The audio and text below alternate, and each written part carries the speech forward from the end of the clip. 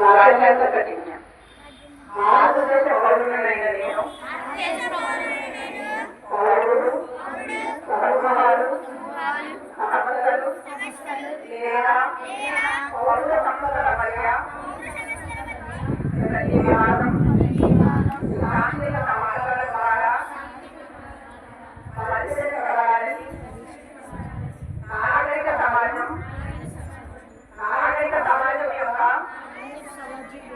సార్వత్రిక స్వతంత్రమై విశ్వాసాన్ని రూపుదిద్దుటకు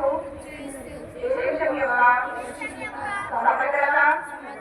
మరియు ఐక్యతకు చేసుకున్న సమాజ దృష్ట్యా భారతదేశంలో ఏ ప్రాంతంలో